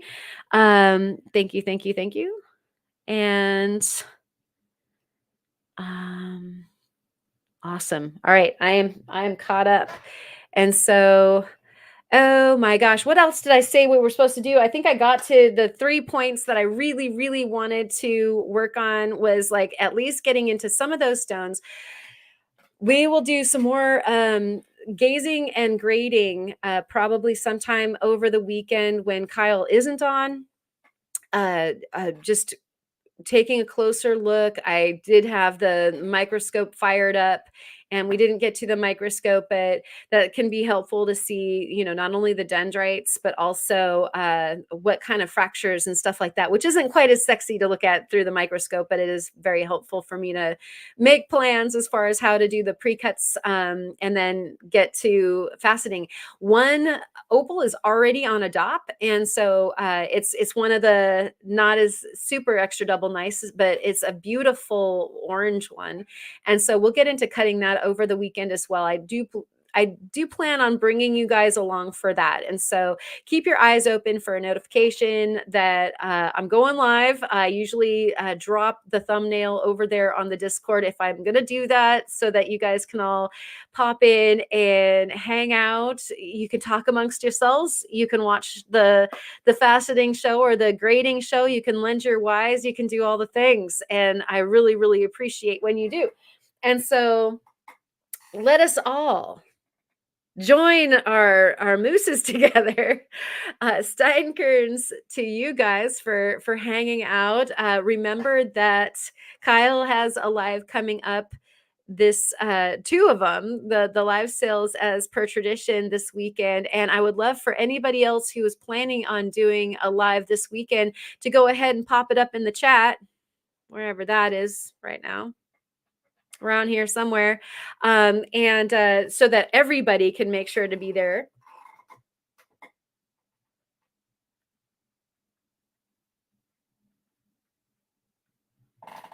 I had to take a long, long, long drink that time. Talking so long, not enough wet in the whistle here. Um, and this is always so much fun. This is like what drives us, isn't it? Isn't it? When you either find that stone on the road in that little pile over there, you get it in the mail. Any of us who do the lapidary, whether you face polish, you wet angle grind, you tumble, you whatever kind of polishing that you do, for your lapidary, including the faceting. It's taking that thing that has potential, trying to look inside, getting to know it, and then finding the gem that is hiding in that stone. And so it is always such a rush, and it keeps us like basically chain smoking dops, like I've got the one in the transfer jig right now. I've got one over there that's waiting to go on, to get the pavilion done. And so it's like you've always got, like, the different stages working, so that you've always got one that you can be looking forward to working with next. And so I hope that your dops are full of potential, and that you've got um, full tubs of tumbler rocks that are waiting to show you their potential, that you have some yummy slabs that you're about to cab, whatever is the thing that you love to do. And we have uh, uh, the Discord. Rufo's got a Discord too. So we have the Rock Hound Round Table, which is the one that we started for the podcast. So we haven't had a podcast for a little while, but we still have the Discord, and we still have a great crowd that hangs out over there. And this is kind of like the fill-in. And so, at the least we have the Friday lives and all the lives that happen out of the ozone. And then we have Bob's channel. Bob loves to go live. Bob is awesome. And I'm just looking to see if anybody's got some videos or anything like that coming up over the weekend, other than, of course, Kyle's lives that we're all looking forward to.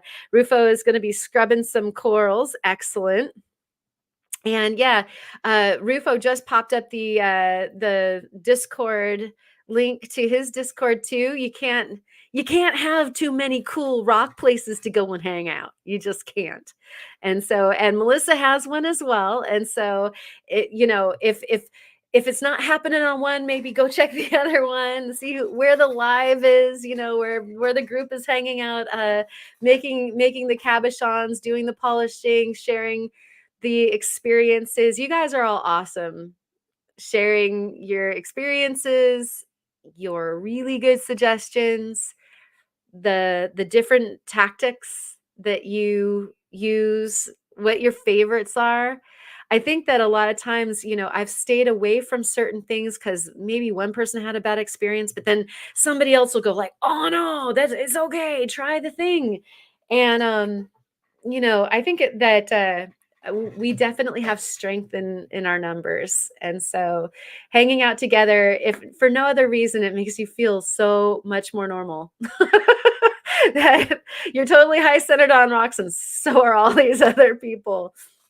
Makes you feel good, and so at any rate, love you guys all so much, and I appreciate you all for hanging out. Kind Smoke, welcome, and Lisa, and of course Chris Rufotris, and Nomad Wishing Stone hanging out, and I hope that you are able to someday do a live as well.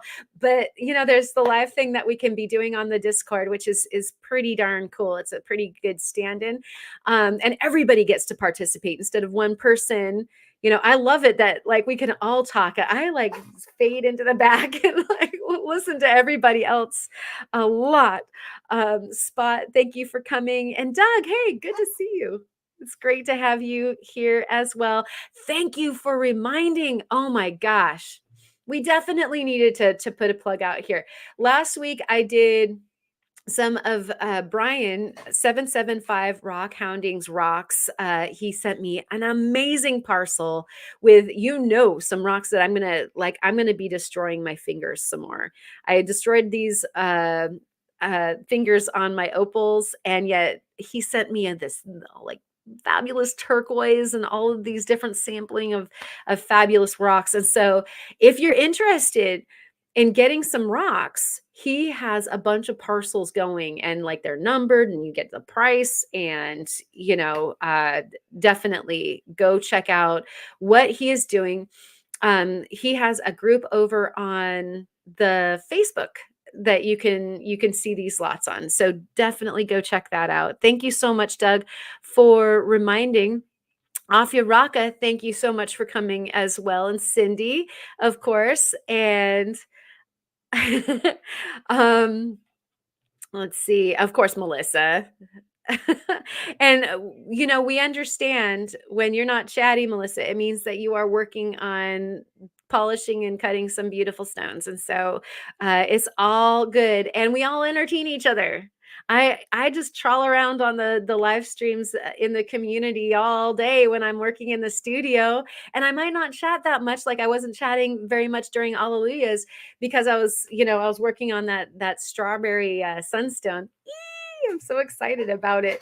Once a stone is off the dop, then the plans start on like exactly how it gets set, like what kind of uh, beautiful jewelry it becomes a part of. And that's another thing that we're going to be doing is we're going to be after things come off of dops and things get polished, we're going to be doing another one of those arrays where we put out all the different stones and start matching them to each other, building the jewelry pieces by combination of stones. That's always so much fun.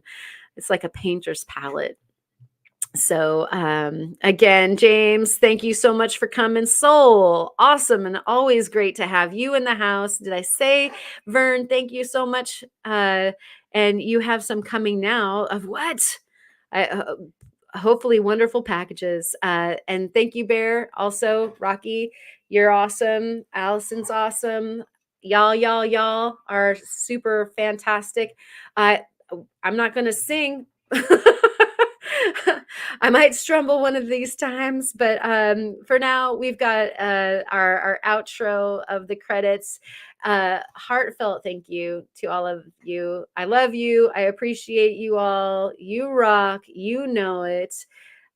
Thanks for coming. Have a great weekend, and I will see you guys all around on the lives and whatnot. Cheers, Steinkerns. Are we alive, everybody?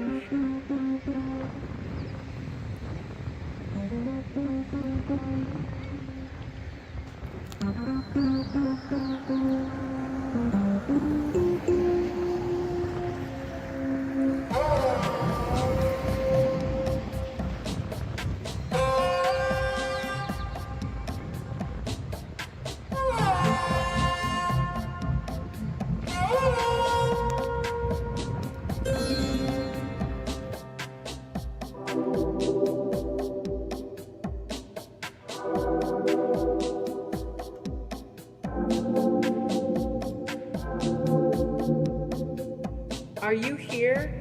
Am I here?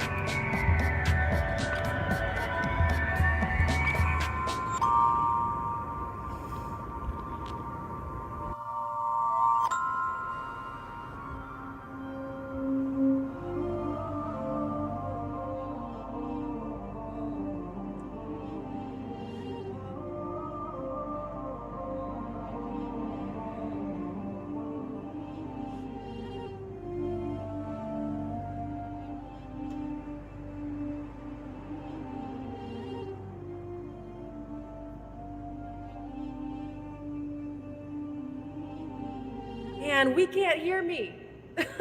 Let's start over again.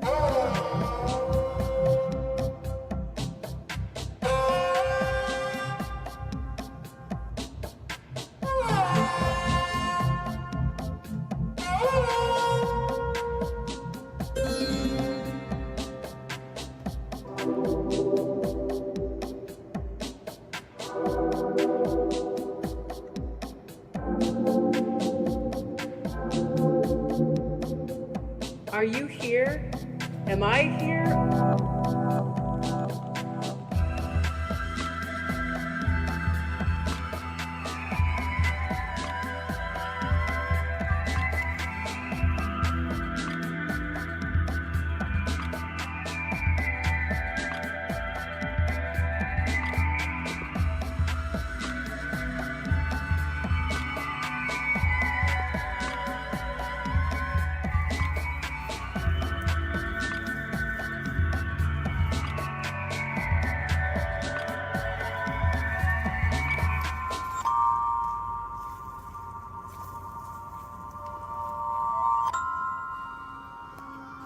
Bye.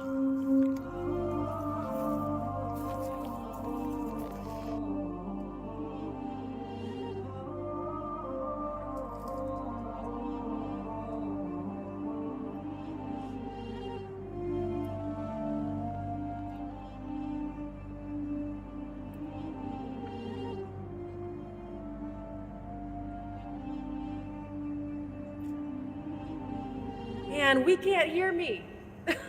Let's start over again.